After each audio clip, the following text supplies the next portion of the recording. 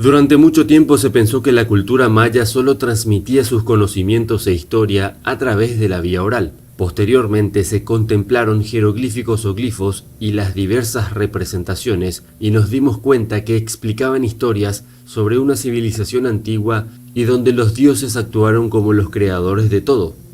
El Popol Vuh de los mayas descubre temáticas variadas como la creación de la tierra, los cielos, de los animales y humanos, de los linajes de razas y especies, de la historia en sí, hasta de la cosmología de esta civilización. Uno de los fragmentos narra cómo se generó la formación de la tierra y los cielos. Cuando los 4 dioses creadores llegaron a la tierra, era solo de agua. 3 de esos dioses pertenecían al reino celestial, es decir, al cosmos, y se llamaron en grupo como los Tepeu, o corazón del cielo, que eran los fecundadores o dadores de vida. La otra deidad pertenecía al plano terrestre, llamados todos ellos en conjunto como Gukumats, o el dominador, corazón de la tierra.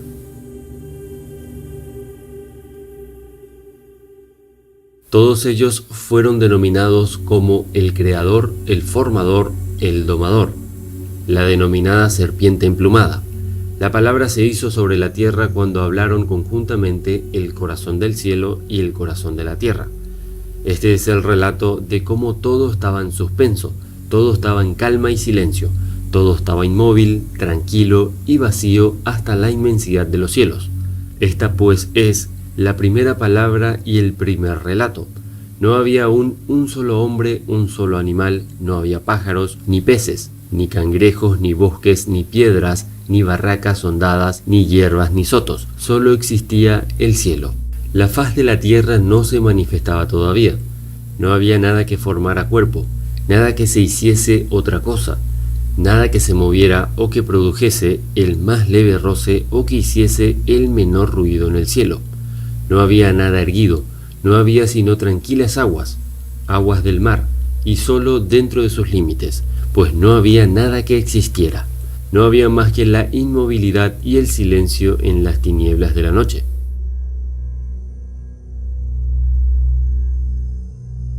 Como se entiende, el mundo estuvo en un principio cubierto por las aguas, y fueron los creadores Tepeu y Gukumats quienes dieron origen a la tierra, a las plantas y a los animales, pero no quedaron contentos con su obra ya que los animales no podían hablarles por no poseer lenguaje, así que decidieron que debían crear a una criatura que les profesase devoción y así empezaron la tarea de crear al ser humano. Los dioses creadores hicieron de barro a la primera pareja humana, pero eran tan débiles y apenas podían mantenerse en pie, además de que se deshacían con la lluvia y tampoco podían hablar. La segunda pareja fue hecha de madera, de árbol para él y de carrizo para ella, y todo fue bien en un principio. Los hombres se reprodujeron y se extendieron por el mundo, tenían su lenguaje y hablaban entre ellos, pero nunca elevaron su voz hacia los dioses que les habían creado. Los dioses no entendían cómo estos seres parlantes y vivientes no les hablaban a ellos. No se manifestaban ante sus creadores. Eso no les gustó mucho.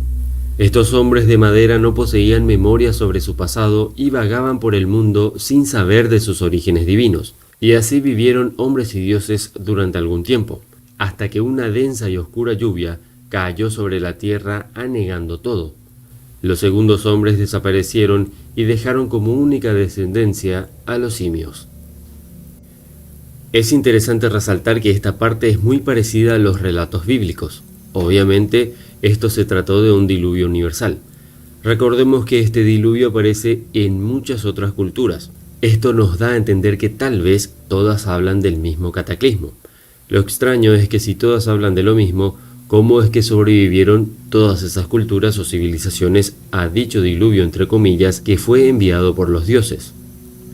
Tras el desastre que acabó con la vida de los antiguos hombres, Tepeu y Gukumats lo intentaron por tercera vez, esta vez usando la madera y añadiendo maíz amarillo y maíz rojo.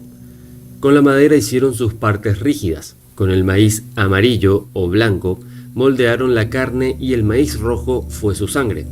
Los primeros 4 hombres, llamados Balan Kitse, Balan Agab, Mahu Kuta y el último, Iquibalam, fueron interrogados por los propios y curiosos dioses. Demostraron poseer inteligencia y memoria, siendo aleccionado por los propios dioses sobre sus orígenes, capacidades y obligaciones futuras. Luego de que los creadores los interrogaron, los educaron prácticamente, los primeros humanos respondieron lo siguiente: en verdad les damos las gracias. Hemos recibido la existencia, hemos recibido una boca y un rostro. Hablamos, oímos, pensamos, andamos, sentimos y conocemos igualmente lo que está lejos y lo que está cerca. Vemos también las cosas grandes y las cosas pequeñas en el cielo y la tierra. Muchas gracias, pues nos han creado, nos han edificado, nos han formado. Existimos ya, y de esta forma agradecieron por todo lo que son. La perfección de su obra terminó por intimidar a Tepeu y a Cucumats, quienes temieron que su creación quisiera alzarse contra ellos y ocupar su lugar. Para evitarlo, rociaron sobre sus hombres una niebla que les extirpó parte de la visión y parte de su sabiduría. Así zanjaron el problema y empezaron con la tarea de crear a la mujer usando los mismos materiales. Así los hombres y las mujeres poblaron el mundo, pero sin la posibilidad de llegar al conocimiento absoluto, sin forma de llegar a suplantar a sus creadores. En el Popol Vuh claramente se destaca el ensayo y error en la creación del ser humano. Esto demuestra que los dioses mayas estaban muy lejos de ser unos seres perfectos. Es cierto también que la interpretación puede ser ambigua, más aún si se tiene en cuenta que el amplio universo maya aún no se ha descubierto completamente. Es más, cada día que pasa ese universo se amplía más y más, y en cierta forma los dioses están en constante modificación del mundo, atenuando males y lanzando castigos correctivos a los hombres y mujeres que pueblan la tierra.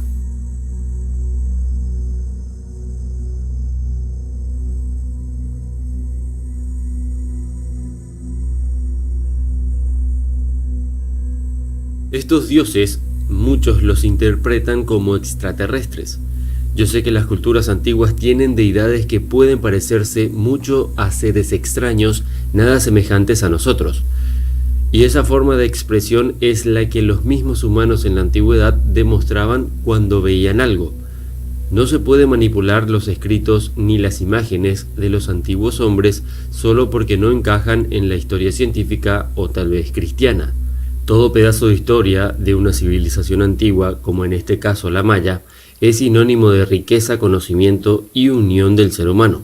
Pero las interrogantes surgen siempre que tengamos la curiosidad de saber quiénes eran esos dioses, por qué nos crearon, para qué lo hicieron. ¿Existe algún plan para los humanos? ¿O acaso somos el fruto del capricho de la naturaleza o el despilfarro de poderes divinos?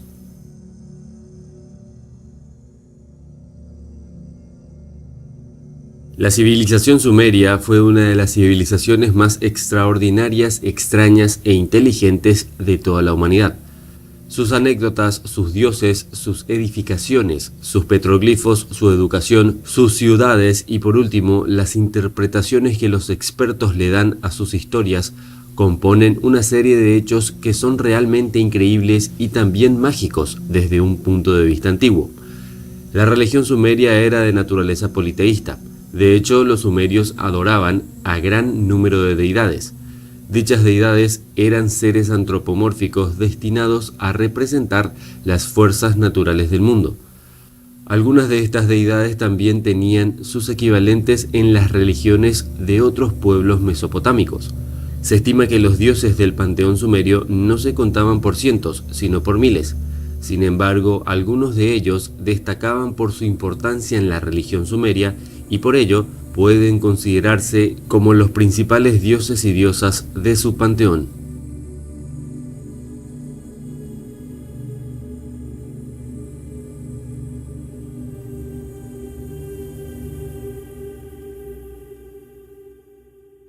El dios más importante del panteón sumerio es An, conocido también como Anu por los acadios. An era el dios de los cielos y como tal, en un principio estaba considerado señor de los cielos y dios supremo del panteón sumerio. Posteriormente, sin embargo, este papel protagonista lo acabó compartiendo o incluso le fue arrebatado por otros dioses. Eso sí, mantuvo su lugar preponderante y continuó siendo venerado por todos. Por ejemplo, cuando otras deidades alcanzaban una posición destacada en el panteón sumerio, se decía que recibía el Unutu, que puede traducirse como el poder de An, quedando patente de este modo que el estatus exaltado de An se mantuvo a pesar de haber sido reemplazado por otro dios como deidad suprema.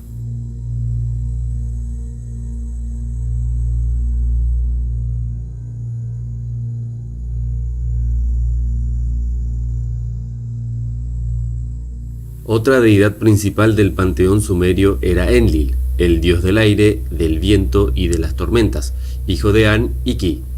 Enlil asumió el papel de su padre como rey de los dioses. En algunos mitos sumerios, Enlil ha sido representado como una especie de dios creador. En el único relato de la creación sumeria que ha llegado a nosotros, se narra que Enlil separó a su padre y a su madre, marcando de este modo el principio de la creación.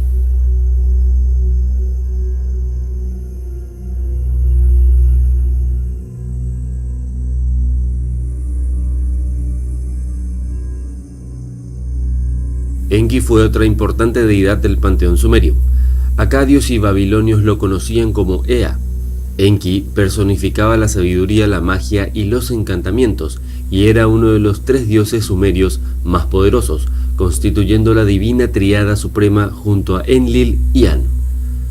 A Enki se le atribuye la creación de la humanidad, siendo según la mitología sumeria su protector. Fue Enki, por ejemplo, quien advirtió a Ziusudra de la inundación que los dioses pretendían enviar para aniquilar a la especie humana. Tal vez por ello, por su papel como dios protector, fuera un dios tan popular y tan querido entre el pueblo sumerio.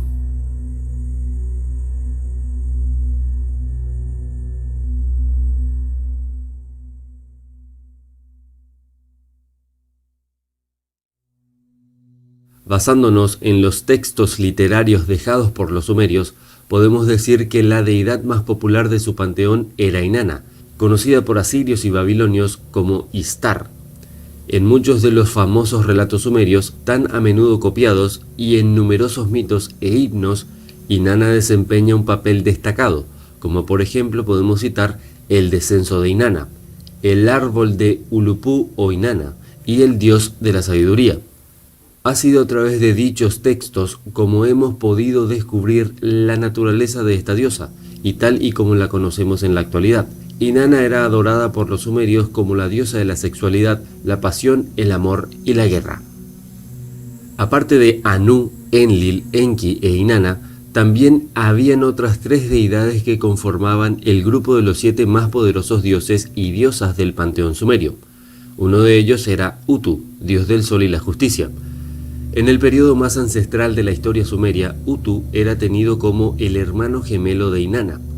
Otra deidad importante era Ninhursag, adorada como diosa madre y por lo tanto asociada a la fertilidad, la naturaleza y la vida en la tierra.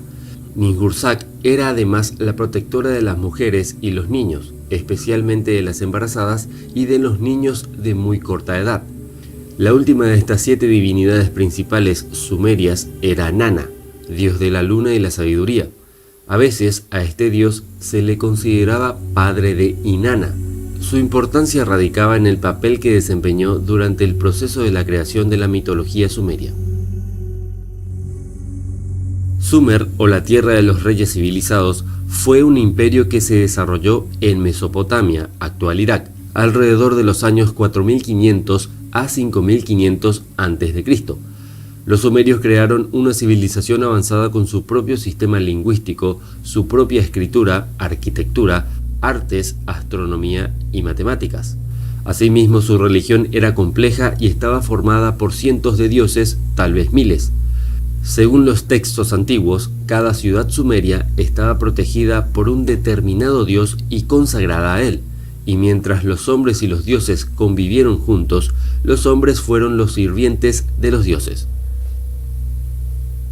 El mito sumerio de la creación aparece relatada sobre una tablilla recuperada en Nippur, una antigua ciudad mesopotámica fundada aproximadamente en el año 5000 a.C.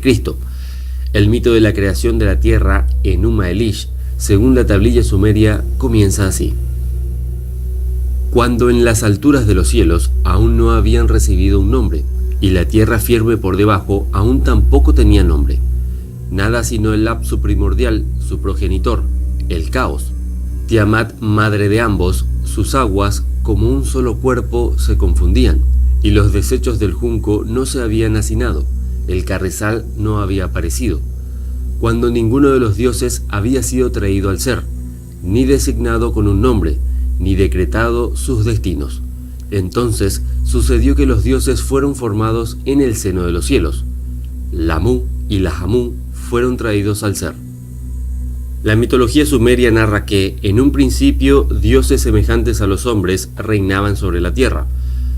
Cuando llegaron a la tierra, se encontraron con que había mucho trabajo por hacer, y estos dioses se dedicaron a trabajar la tierra de forma incansable, cavando para hacerla habitable y extraer sus minerales.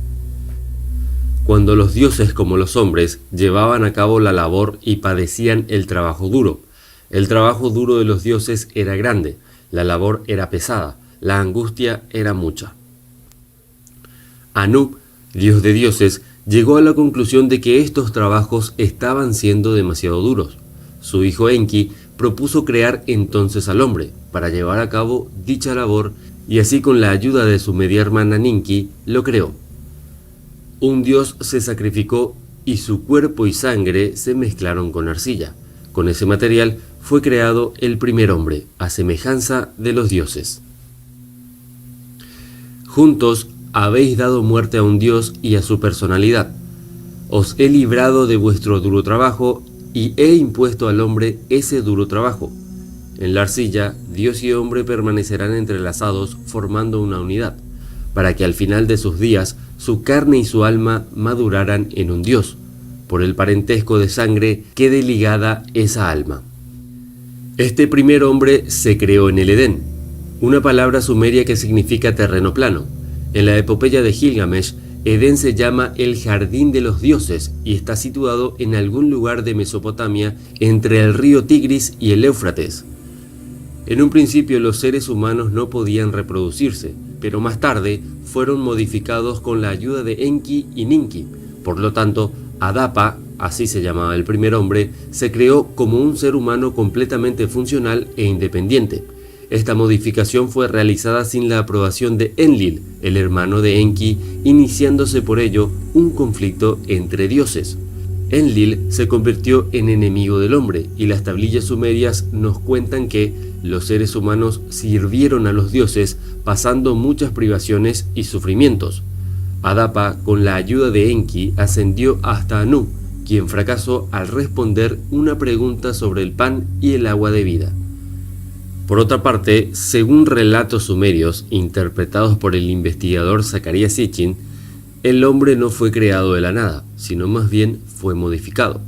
Es decir, tomaron a un primate o a uno de nuestros ancestros, que podría ser el Homo erectus o el Neandertal, y mezclaron su ADN con el ADN de los Anunnaki. El dios sumerio Enki sabía que no podía crear vida solo de la nada.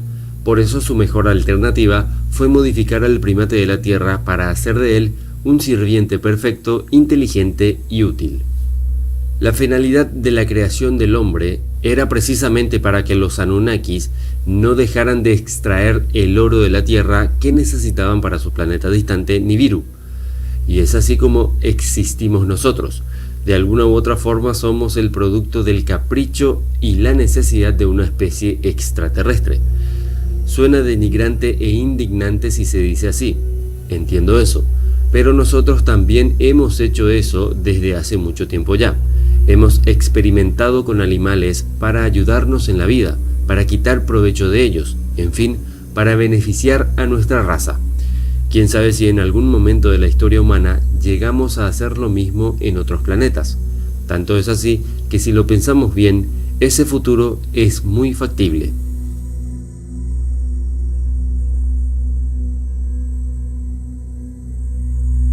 Para muchos entendidos, resultan sorprendentes las similitudes entre estas leyendas y el relato bíblico en la creación de Adán y de Eva. teniendo en cuenta los nombres como Adapa y Adán, y que fueron los primeros hombres en el jardín del Edén, las coincidencias abundan con la Biblia, como también la gran inundación, los reptiles como la representación de la serpiente de la manzana y las serpientes en la mitología sumeria, entre otros aspectos, nos llevan a pensar que los plagios a los sumerios son abundantes en muchas religiones.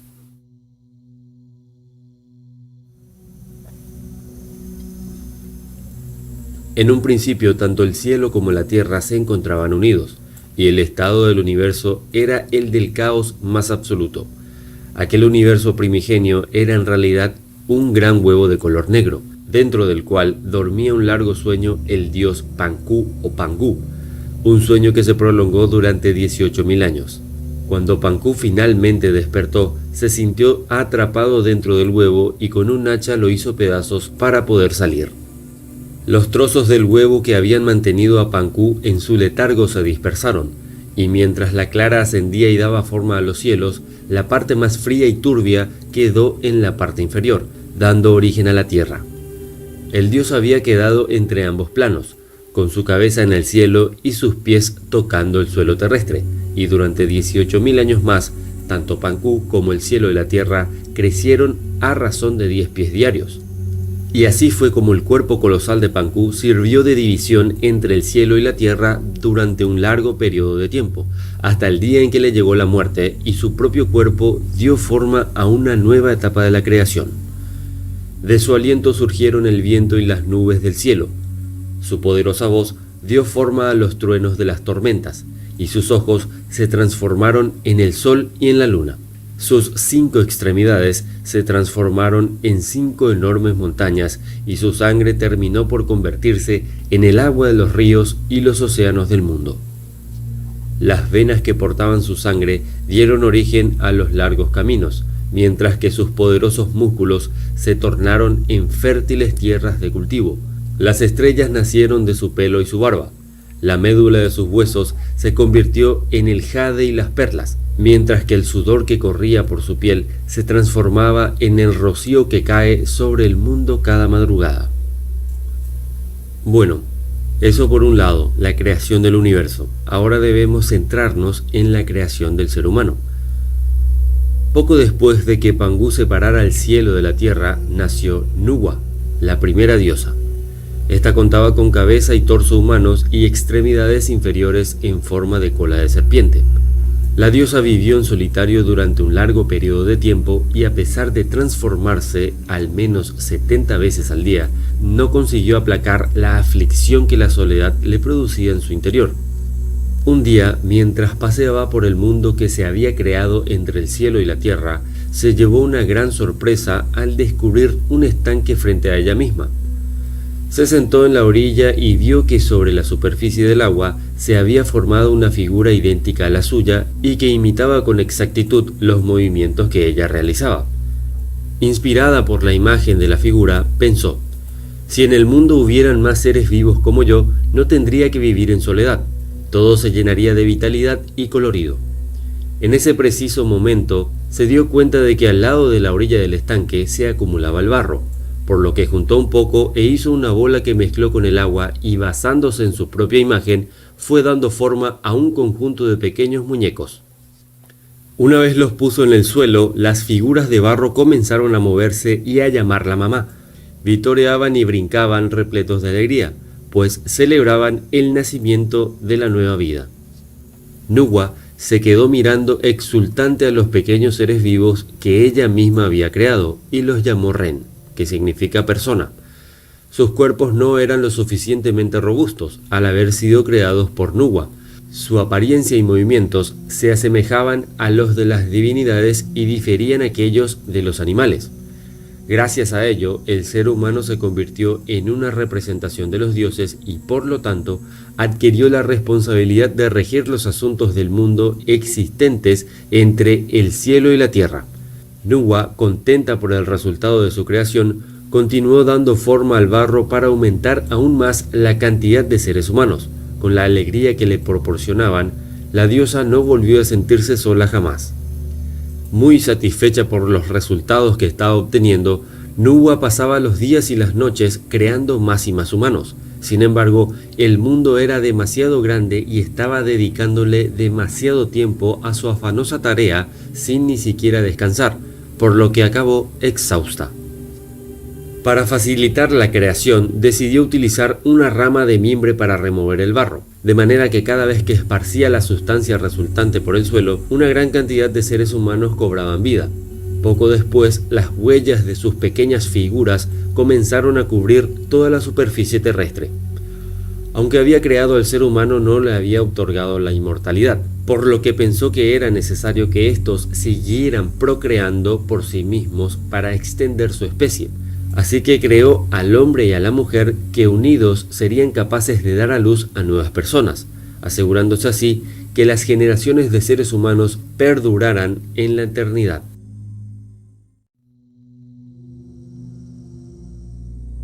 Dentro de la historia de las civilizaciones que ha forjado el ser humano, hay una que destaca de muchas otras. Es una que esconde maravillosos misterios y características amorfas a la vista de expertos y también de aficionados. Esta es la ocasión en la que hablaremos y analizaremos la creación del universo y del ser humano desde el punto de vista egipcio.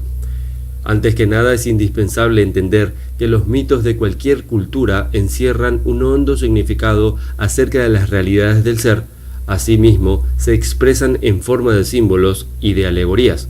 Todo mito va dirigido a la conciencia y no al intelecto. Las inteligencias divinas lo han dispuesto de esa manera, con el propósito de que el conocimiento no se adultere y éste sea asimilado en forma íntegra por aquellos que han desarrollado el sentido instintivo e intuitivo de las verdades cósmicas.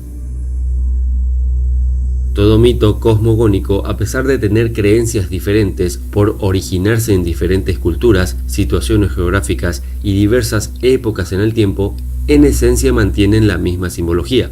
En el caso de Egipto y en diferentes momentos históricos del mismo, hubo 3 creencias diferentes sobre el relato cosmogónico. Resulta interesante que las 3 mantienen similar analogía esotérica o la misma esencia. Uno de los 3 relatos cosmogónicos fue encontrado en la ciudad de Hieracómopolis y afirma que antes de que existiera el universo existía un solo inmenso océano. El océano representa el caos del cual surge la creación. El océano inmenso, por su oscuridad y humedad, nos recuerda al interior del vientre materno. Es en este punto de comparación donde venimos a encontrar la relación simbólica existente entre el mar y el caos. Este océano llevaba el nombre de Num, nombre de la madre cósmica egipcia. Según la mitología, desde las profundidades de Num apareció un día una colina, misma que consideraremos un punto en el centro de la creación del universo, representando a la parte masculina de la divinidad y al mismo fuego creador del universo. Entonces, Horus, el hijo, simbolizado por el dios Halcón, alegórica representación de la fuerza cósmica impersonal y sin forma humana denominada Cristo cósmico, mismo que viene a la manifestación del universo para crucificarse en los mundos, se posó en la cima de aquella colina, misma que también es conocida como el quinto elemento llamado éter, el cual se asocia a la energía creadora sexual. Horus partió y voló en todas direcciones a la vez, creando de esta forma el universo. Por tal motivo, la fuerza de Horus la tenemos manifestada en todo lo que es, en todo lo que ha sido y en todo lo que será. Se encuentra en el aire que respiramos, en la dura roca, en todos los elementos y en el interior de las gónadas sexuales del hombre. Por otra parte, en la ciudad de Heliópolis, ciudad del sol entre los griegos, una de las más famosas ciudades egipcias de todos los tiempos, conocida como Lunu, que significa pilar en lenguaje egipcio. El protagonista en este caso del relato cosmogónico es el dios Ra, mismo que representa al sol espiritual, por cuya importancia se le atribuyó el título de creador del universo. Al dios Ra se lo relacionó con Amón, divinidad máxima de los tébanos, habitantes de Tebas, por lo que posteriormente se lo llamó Amón-Ra. El dios Ra se desdobló en Osiris, el dios manifestado, simbolizado por el sol físico, proveedor de calor, luz y vida en la tierra. Toda mística antigua y auténtica es el poder solar y el milenario. Egipto no fue la excepción. La mitología egipcia afirma que Osiris tuvo su consorte o pareja llamada Isis, y de la unión de ambos surgió Horus, mismo que es representado en forma homínida con cabeza de halcón y un disco solar envuelto por una serpiente en la cabeza. Aquí resalta el hecho de que Ra, divinidad principal y creadora, no tiene identidad, es decir, que no tiene representación en forma humana, ni de ninguna otra índole. Aquí descubrimos el primero de los 7 principios que conforman un mito auténtico que habla de una divinidad suprema invisible y sin forma. El mito de la creación de Heliópolis afirma que en el inmenso mar de Num había surgido de entre las profundidades una altísima pirámide, la pirámide de Ra, y sobre ella el ojo de Ra, mismo que se abrió e iluminó todo el universo, dándole forma y orden. El ojo de Ra representa a Horus, el Cristo cósmico, el cual se manifiesta y crucifica en los universos, las galaxias, los soles, los mundos, los dioses y el hombre. Es interesante observar que Horus fue más conocido y venerado que Ra, tanto religiosa como políticamente. Los faraones eran considerados una extensión de Horus en la tierra. Por último, el tercer mito egipcio acerca del Génesis universal lo venimos a hallar en la ciudad de Menfis. Los menfitas, a diferencia del resto de los egipcios, eran monoteístas, con una creencia muy parecida a la que tienen las culturas judeocristianas sobre el comienzo del universo, ya que Pet, el único Dios, crea el mundo mediante el pensamiento y la palabra, o el verbo. En el Antiguo Testamento hebraico, por ejemplo, Dios dice: hágase la luz, y la luz fue hecha. Curiosamente, Pet, palabra egipcia que significa tierra emergida, misma que representa al espíritu, al Adán celestial, al andrógino divino, en tanto que el verbo simboliza al ejército de la voz, mismos que al polarizarse en masculino y femenino, propician la creación por acción del verbo. El resultado de tal creación viene a ser el Hijo, el Cristo cósmico manifestado en todo lo que es, todo lo que ha sido y lo que será. Dice la máxima hermética: tal como es arriba es abajo, tal como es afuera es adentro.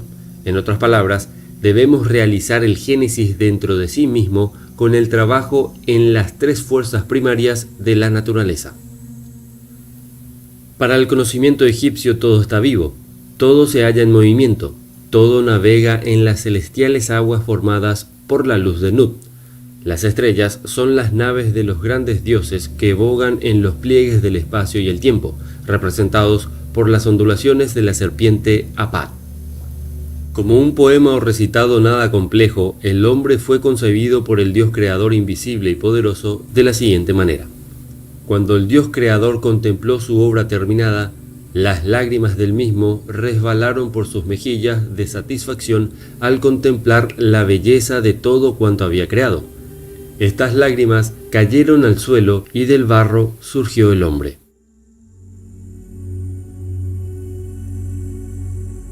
Los egipcios expresaron en símbolos sus conocimientos sobre la realidad, siguiendo las claves de los misterios, patrimonio común de los iniciados de todas las épocas.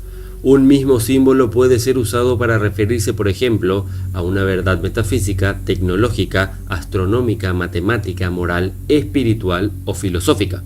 Es por eso que la complejidad con la que está manifestado la creación del universo y el hombre desde la perspectiva egipcia hace trabajar al cerebro de manera mucho más analítica que de costumbre.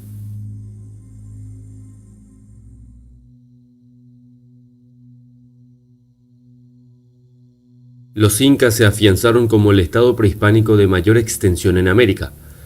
Abarcó los territorios andinos que corresponden actualmente al sur de Colombia, pasando por Ecuador, Perú, Bolivia, hasta el centro de Chile y el noreste de Argentina. La capital del imperio fue la ciudad de Cusco, ombligo del mundo, por ser el centro del desarrollo de la etnia inca desde sus inicios y su fundación por Manco Cápac. Los mitos expresan la verdad del espíritu, no pertenecen al pasado. Son realidades que debemos vivir en el interior de cada uno. La religión andina está basada en el culto a la divinidad. Está representada por el sol, a quien llamaron Inti. En el principio, Viracocha, el dios creador, fundador, la base de todo, creó un mundo oscuro. Recordemos que toda creación surge del caos. y luego de ordenar el cielo y la tierra, creó una raza de gigantes, la raza Atlante. A estos les mandó que viniesen en paz para que los sirviesen, mas como no fueron recíprocos con él, los convirtió en piedras, enviándoles a la vez un diluvio general al cual llaman Unu Pachacuti, que quiere decir el agua que transformó el mundo.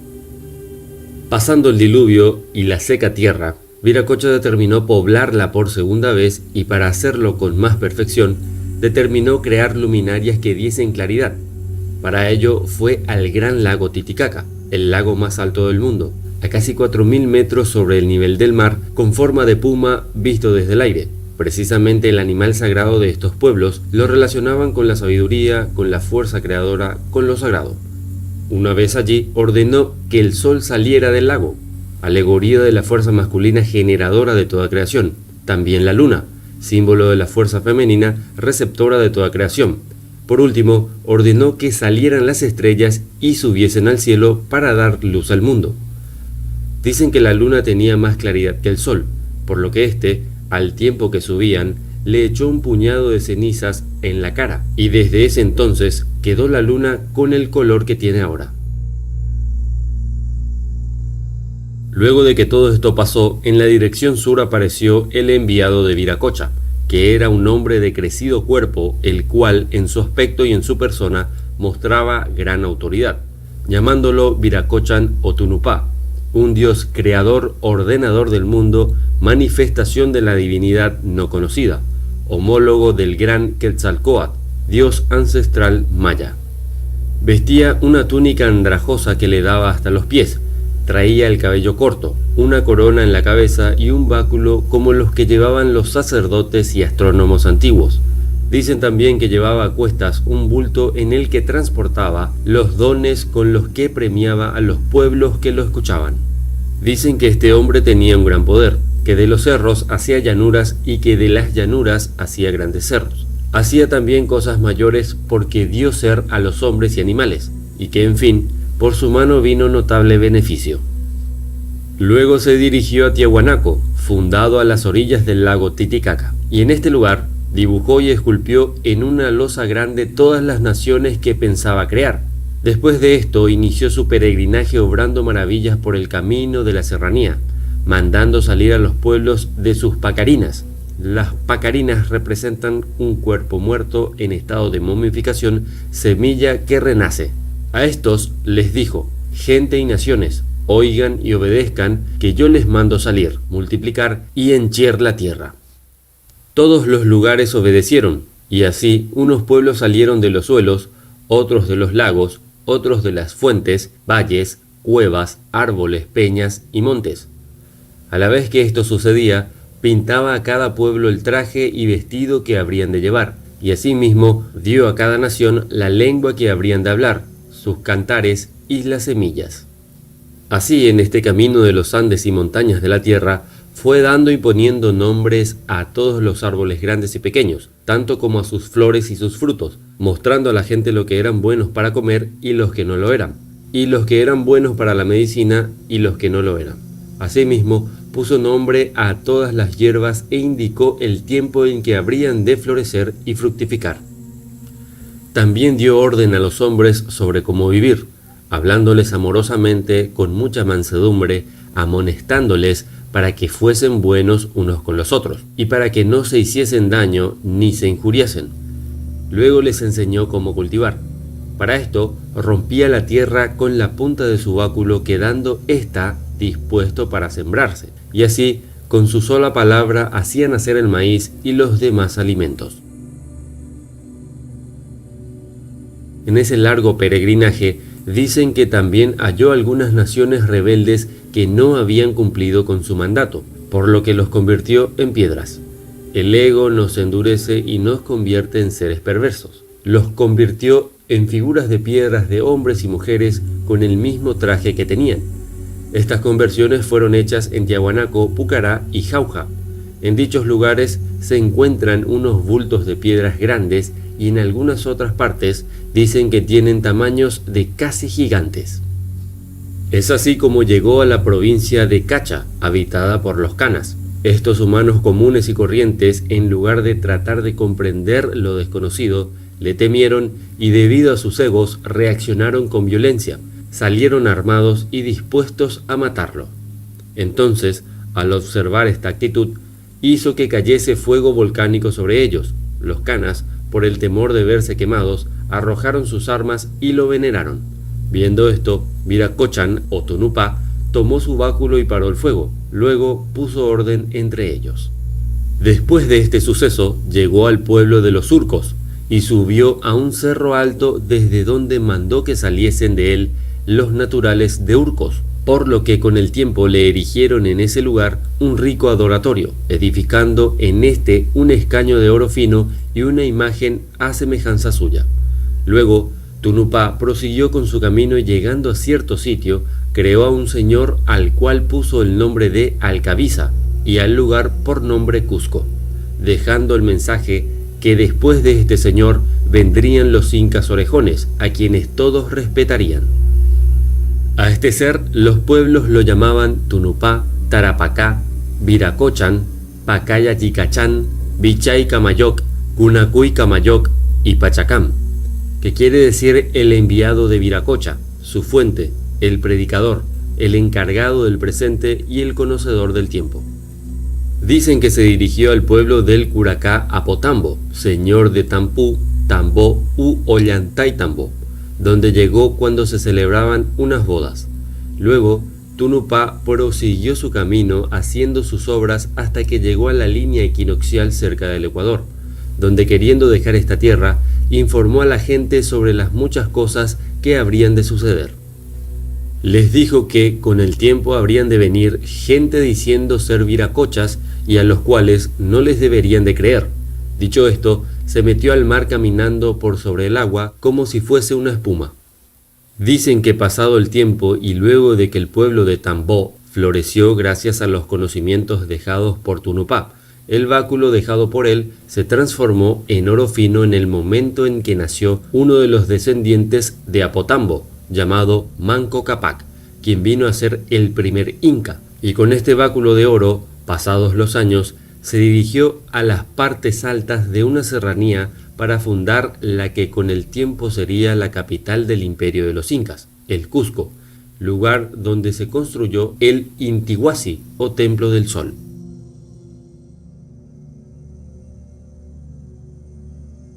En 1938, en una expedición enviada por la Royal Geographical Society británica, George Gray descubrió una gran cantidad de pinturas rupestres cerca de Glenelg River, Kimberley, al noreste de Australia. Estas pinturas tienen como protagonistas a seres extraños antropomórficos llamados por los aborígenes Wanginas. En la mitología de los nativos australianos, los Wanginas, que significa cercano al agua, son seres sobrenaturales, espíritus de la lluvia y las nubes, creadores de la vida en la tierra. Son seres sabios que trajeron la civilización y la prosperidad a los pueblos de la zona. Los Wanginas han sido representados profusamente en el arte rupestre de la región de Kimberley. Su aspecto es humanoide, con grandes ojos y sin boca, y usualmente sus cabezas están coronadas con una especie de aureola lumínica. Al encontrar la primera galería de Wanginas, Gray escribió en su diario lo siguiente: parecía que salían de la roca. Me quedé ciertamente sorprendido cuando vi por primera vez aquella gigantesca cabeza y la parte superior del cuerpo doblándose desde la penumbra del abrigo rocoso hacia mí. Es llamativo que los Wanginas, siendo los nativos de piel negra, es sorprendente que estos seres estén representados con tez blanca. Y yo me pregunto, ¿a quiénes representaron los nativos realmente? ¿En base a qué experiencia o conocimientos lo hicieron? Según la tradición oral de los nativos, fueron los mismos Wanginas quienes pintaron sus propias figuras en las paredes de las cuevas de Kimberley cuando descendieron a la tierra en tiempos muy antiguos. La tribu aborigen de la región de Kimberley se llama Unambal, una cultura que ha existido según la historia oficial desde hace por lo menos unos 60.000 años. La cueva en la que están representados los enigmáticos Wanjinas es considerada sagrada por todos estos aborígenes por tratarse de seres mitológicos asociados con la creación del mundo. La tradición Unambal requiere repintar estas imágenes para no perder la memoria y garantizar la continuidad. Siguiendo su protocolo cultural, solo los ancianos justos acceden al deber y al honor de repintar a estos Wanjinas. Dado que las pinturas están hechas con pigmentos de base mineral, no han podido ser datadas con el método del carbono 14, que solo es válido para restos orgánicos, y tradicionalmente los arqueólogos han estimado la edad de estas pinturas en unos 5000 años. Sin embargo, en 1996, de forma casual, Graham Wells, observando las pinturas Wanjinas de Kimberley, notó que un nido de avispas construido sobre una de las pinturas estaba fosilizado, denotando una gran antigüedad. La datación del avispero reveló una antigüedad de unos 17.000 años, por lo tanto, esa es la edad mínima de las pinturas, pudiendo ser mucho más antiguas aún. Las leyendas de esta tribu hablan de un tiempo de ensueño o tiempo de la creación, denominado Lailai, en el cual los Wanjinas, liderados por Wallangunder, el jefe de jefes, descendieron desde el cielo para crear la tierra y a todos sus habitantes. Luego viajaron por la región enseñando a los nativos a cazar, a recolectar y muchas otras cosas más. Los mitos aborígenes australianos dicen que al inicio la tierra era blanda y amorfa, que fueron los Wanjinas quienes dragaron los ríos y cavaron los pozos de agua, elevaron las montañas y nivelaron las llanuras. En aquellos tiempos las piedras eran aún moldeables y los Wanjinas construyeron sus hogares con ellas. Cuentan las leyendas aborígenes también que los Giorgior, los primeros seres humanos, no tenían orden ni organización, por lo que Wallangunder, el gran jefe, al ver que podía ayudarlos a desarrollarse, volvió a la Vía Láctea y trajo consigo a muchos otros Wanjinas para que le ayudasen en su misión. Los Wanjinas enseñaron así a los aborígenes a cazar, pescar, construir y utilizar armas, y les dieron leyes y ceremonias, incluyendo la escarificación de la piel y la circuncisión. El mito dice que los Wanjinas eran capaces de provocar tormentas, crear rayos o hacer que llueva, y por esto eran muy respetados por los hombres. De acuerdo a la leyenda del tiempo de ensueño, los Wanjinas surgieron de las nubes y luego regresaron a las estrellas. Mágicamente, el símbolo de los Wanjinas es la serpiente emplumada, lo cual representa una analogía con otras culturas. Sabemos que el mito de seres superiores que tuvieron que ver con la creación y que transmitieron sus conocimientos de arte y oficio a la humanidad en tiempos remotos pueden encontrarse por todo el mundo. Tal es el caso de los Oanes, Apkallu, los Nefilins, Viracocha, Enki, Horus, Quetzalcóatl, etcétera, etcétera.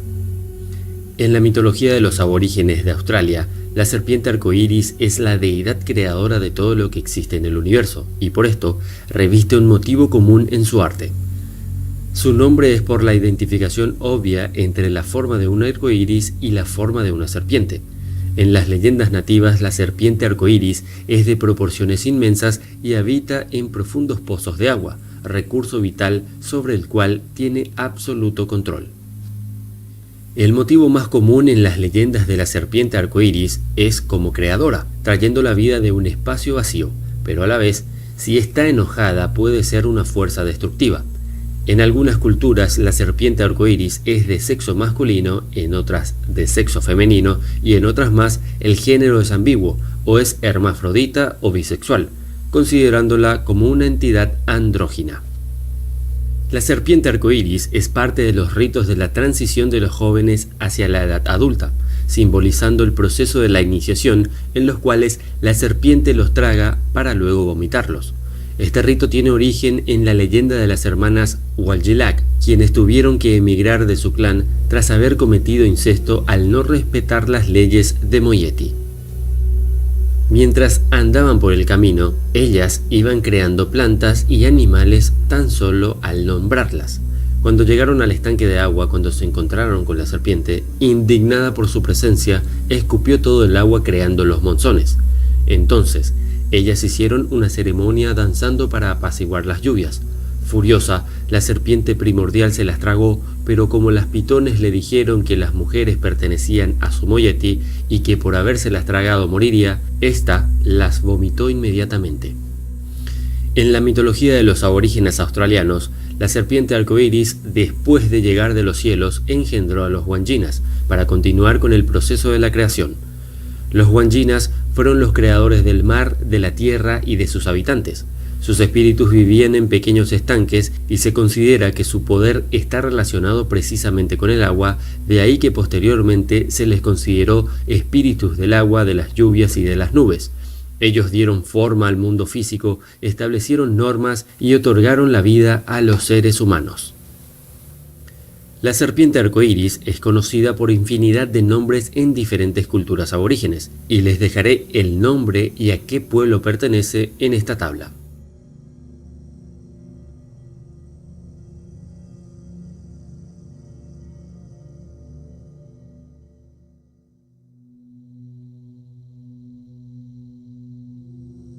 Cuenta una leyenda que durante el tiempo de ensueño se libró una cruenta batalla en el Monte Uluru, el punto más sagrado de la Australia aborigen.